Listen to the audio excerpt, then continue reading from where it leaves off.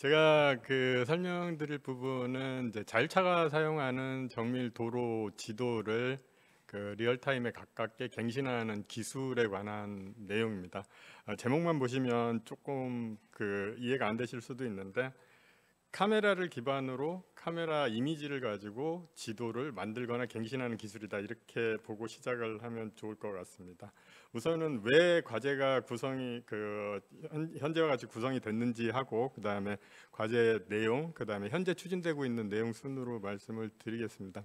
제가 언제나 이렇게 보여드리는 건데, 이스라엘 기반의 스타트업으로 시작을 해서 2년 전인가요? 인텔에 17조 원에 팔린 어마어마한 회사죠. 지금 자율주행 기능을 달고 다니는 차가 장착하고 있는 카메라의 한 70% 정도는 이 회사 모비라이 제품을 쓰고 있습니다. 그런데 이 회사가 이 카메라를 기반으로 지도를 만들겠다고 선언을 했죠.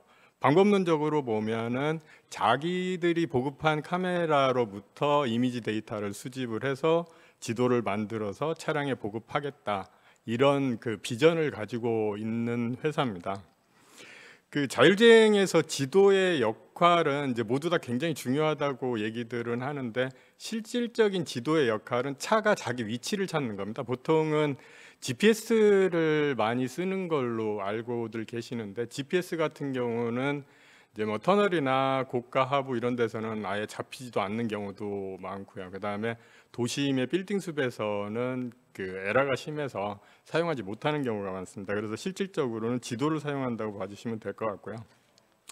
모비라이에서 제시한 부분, 이제 좌측에 보이는 부분이 자율차 부분입니다. 그래서 도로에 있는 차선, 신호등, 그 다음에 표지판 등을 매핑을 하겠다는 생각을 갖고 있고, 이후에 비전들을 같이 제시를 하고 있습니다. 가운데 부분이 도로에 있는 통신이나 전력, 매뉴얼, 기타 등등의 자산을 매핑을 해서 관리할 수 있도록 하겠다는 비전을 갖고 있습니다. 아직은 자율주행용 맵을 만든다고 보시면 될 것 같고요.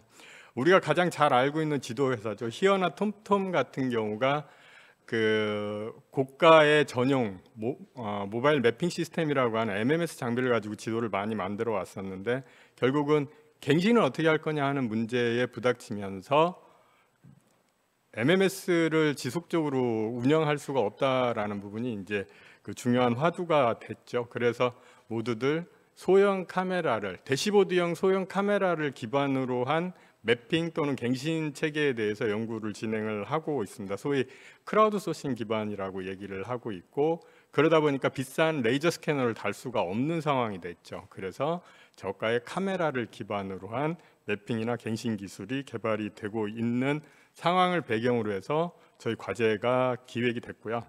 과제의 중심은 그냥 한 단어만 생각을 하신다면 자동화라고 봐주시면 돼요. 레이저 스캐너의 가장 큰 단점 중에 하나가 수작업이 너무 많다는 부분이거든요. 그래서 저희는 레이저 스캐너를 쓰지 않고 이미지 기반으로 자동화를 구현을 하겠다. 그래서 하드웨어적으로는 모바일 매핑 시스템에서 레이저 스캐너를 제거한 카메라 기반의 MMS 장비를 사용하거나, 아니면 시중에서 파는 저가의 카메라 기반의 키트를 만들어서 지도를 만들거나 갱신하겠다라는 게 과제의 목표가 되겠습니다. 2018년에 시작을 해서 현재 3차년도 진행 중에 있고요. 내년에 완료할 예정입니다.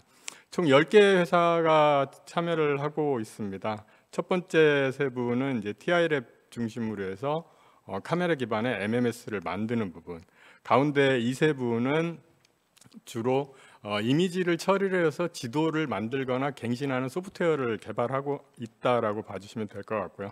3세부는 개발된 기술에 대한 평가, 그리고 배포, 이렇게 역할 분담을 했다고 봐주시면 될 것 같고요. 제가 모든 지금 과제 내용을 다 말씀드릴 수는 없을 것 같아서 부분적으로 선택을 좀 했습니다. 이미지 기반으로 지도를 만들거나 갱신한다는 거에 있어서 가장 기본적인 거는 그러니까 사진에서 내가 원하는 객체를 정확히 인식하는 부분이 되겠죠. 사진에서 이 부분은 차선이네, 표지판이네, 신호등이네 하는 걸 인식하는 부분을 이제 딥러닝 기반으로 하고 있어서 그 부분을 하나의 꼭지로 말씀을 드릴 거고요. 두 번째는 이제 우리 과제의 가장 중요한 부분이죠. 갱신 소프트웨어 부분. 그래서 갱신 기술에 대해서 소개를 드릴 거고, 마지막으로 크라우드 소싱 기반의 생성에 대해서 말씀을 조금 드릴까 합니다. 신규 맵을 소형 카메라를 기반으로 해서 만들 수 있다 정도까지 세 분야로 나눠서 말씀을 드리겠습니다. 그러려면 현재 지도를 어떻게 만들고 있는지를 먼저 좀 잠깐 봐야 될 것 같은데, 오른쪽에 있는 MMS라고 써 있는 장비만 봐주시면 될 것 같아요.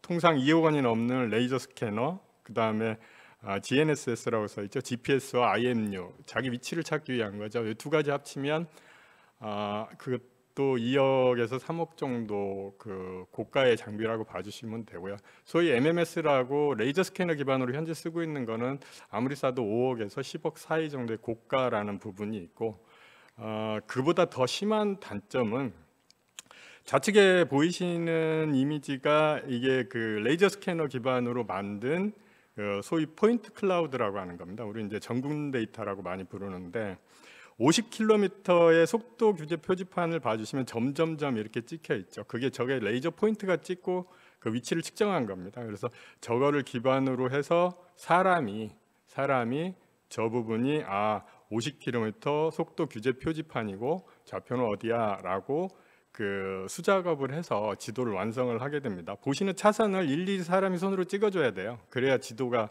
생성이 되죠. 그러니까 굉장히 많은 그 수작업이 필요하다. 이런 단점을 극복하기 위해서 이제 이미지가 각광을 받기 시작을 했고요. 우선 첫 번째로 객체 인식 부분을 먼저 말씀을 드리겠습니다. 주로 많이 쓰이는 이제 알고리즘이 두 가지가 있는데요. 욜로 계열이 하나가 있고 RCNN 계열이 있습니다. 그래서 좌측에 보이시는 이제 그 차에 이렇게 박스를 친 그림이 보이죠. 바운딩 박스라고 하는 이제 객체를 인식을 했고 얘가 차라는 걸 이 알고리즘이 알았다는 겁니다. 요 가우시안 욜로 V3는 욜로 V3를 서울대에서 조금 개량을 한 겁니다. 그래서 좀 성능이 좋은 그 욜로 계열이고, 그다음에 마스칼 CNN은 RCNN 계열 중에 이렇게 생긴 대로 세그멘테이션을 해주는 기능을 갖고 있습니다. 이 두 가지를 저희는 병행을 해서 쓰고 있습니다. 이 알고리즘들이 객체를 인식을 하려면 이제 학습을 시켜야 되거든요. 학습을 시키기 위해서는 똑같이 좌측의 욜로 계열은 저렇게 박스를 그립니다. 그러면서 이게 좌회전 화살표야 라고 하는 거를 뭐 10,000개를 만들든 10만 개를 만들든 해서 이 알고리즘을 학습을 시켜야 이제 나중에 그 디텍션을 하게 될 거고요. 마스칼 CNN은 또 학습 DB가 좀 다릅니다. 생긴 대로 저렇게 세그멘테이션을 손으로 해줘야 나중에 저렇게 찾습니다.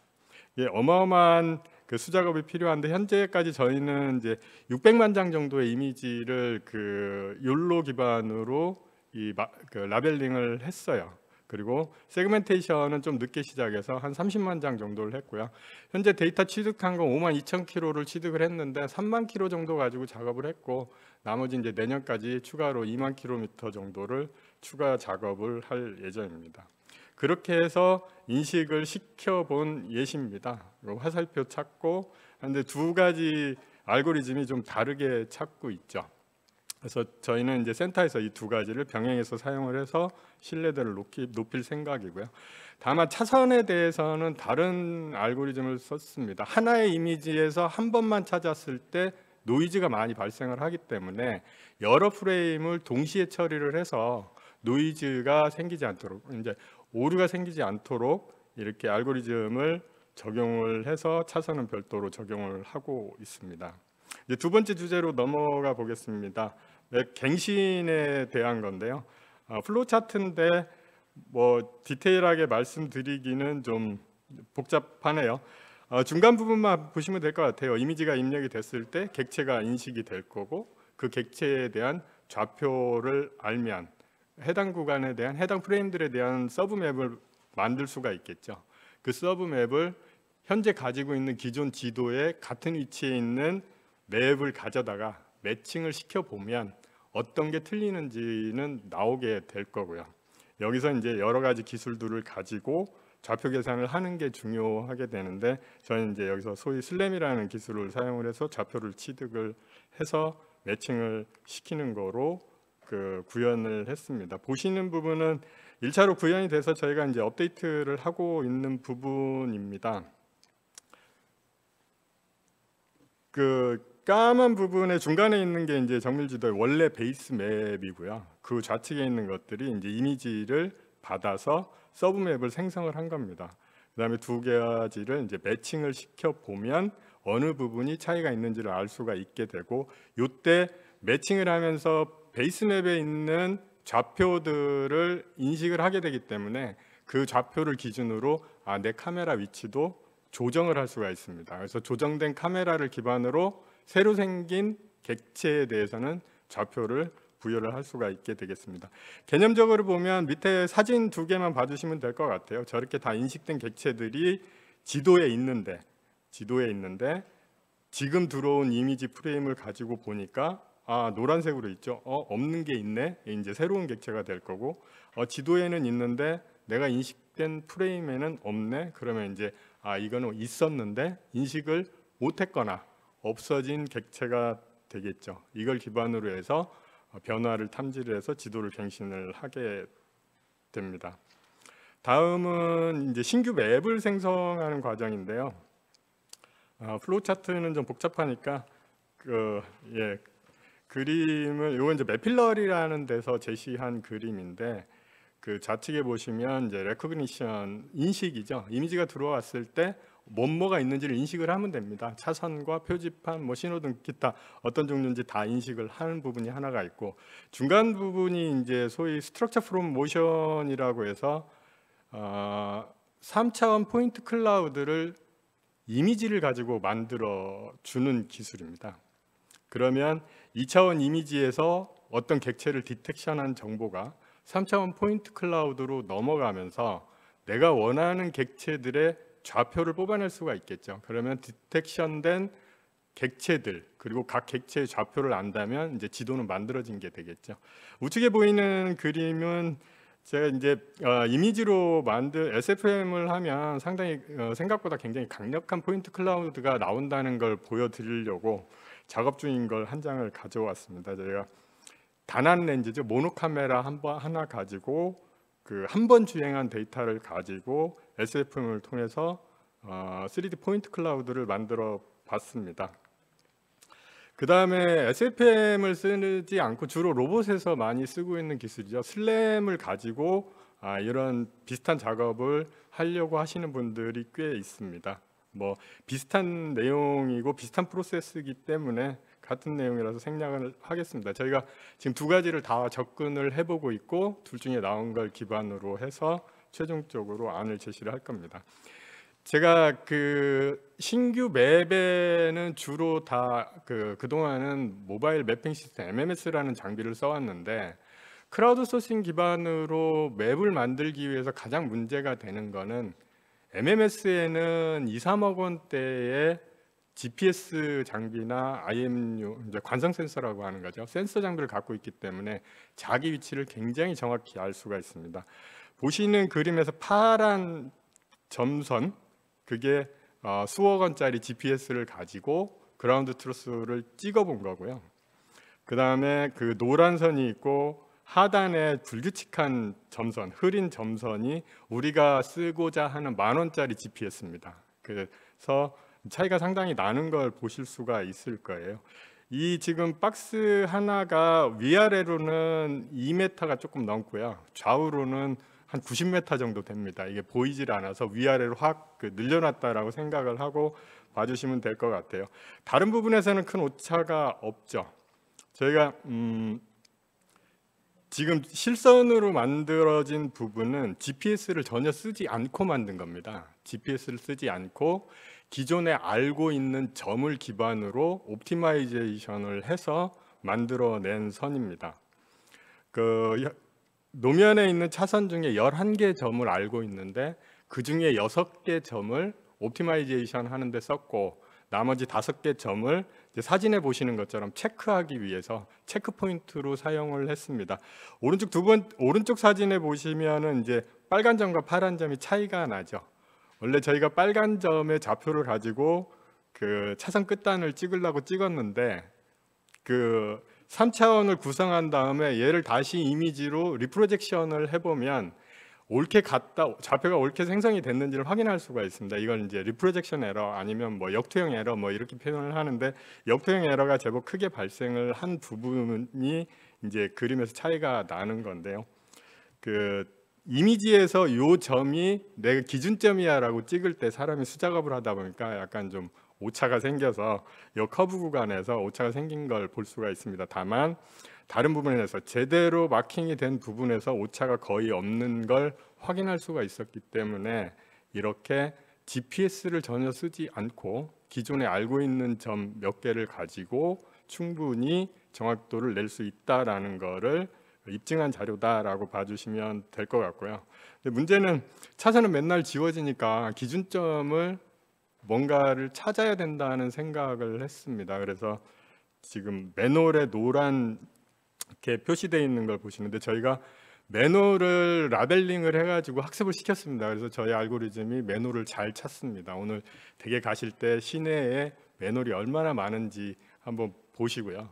그 맨홀들을 기준으로 GPS 없이 원하는 정밀도를 낼 수 있는 매핑 기술을 다음번에 맨홀을 어떻게 활용하는지를 가지고 한번 보여드리도록 하겠습니다.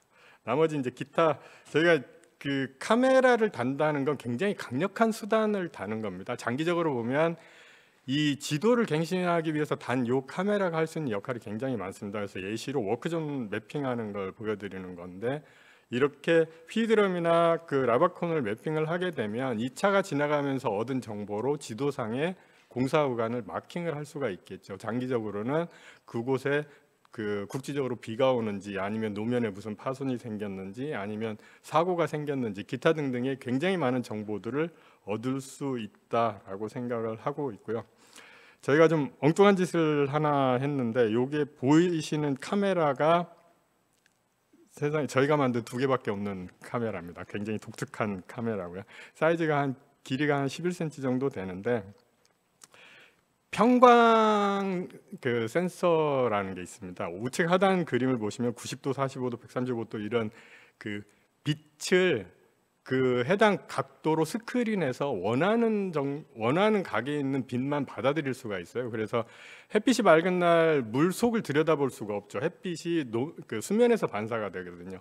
이럴 때 그 물 속을 들여다볼 수 있게끔 일정 부분 걸러준, 필터링 해준 이미지 넉 장을 줍니다. 그래서 이 그 폴라리제이션 센서를 가지고 넉 장의 이미지를 얻을 수가 있는데, 저희는 일반 RGB 카메라 센서를 같이 병합을 해서 셔터 한 번을 누르면 일반 이미지 플러스 이렇게 넉 장의 평광 이미지에서 5장의 이미지를 얻을 수 있도록 카메라를 새로 만들었습니다. 그래서 이 카메라를 가지고 1차적으로는 안개 부분에서 디헤이징하는 알고리즘의 사용을 하려고, 알고리즘은 상반기에 다 만들어 놨는데 이렇게 덴스 포그 그 데이터를 저희가 수집을 못했어요. 그래서 저희 데이터로 못 보여드리고 다른 사례를 가져왔습니다. 이 카메라는 현재 대관령 구간에 있는 우리 순찰차에 달려 있어요. 그래서 이런 이제 안개 상황에 대한 이미지를 많이 취득을 한 다음에 저희가 만든 알고리즘으로 이걸 처리하는 내용을 다음번에는 보여드리도록 하겠습니다. 그다음에 저희 기술을 이제 테스트하기 위해서 제가 이제 DB를 몇 군데 만들었고요. 동탄에도 만들고 판교에도 만들고, 그 다음에 중요하게 저희가 요구받는 게 GPS 음영 지역입니다. GPS가 안 되는 구간에서 DB를 만들어서 GPS 없이 원하는 수준의 맵을 만들거나 갱신하는 기술을 다음번에 보여드리도록 준비하겠습니다. 제가 준비한 건 여기까지입니다. 감사합니다.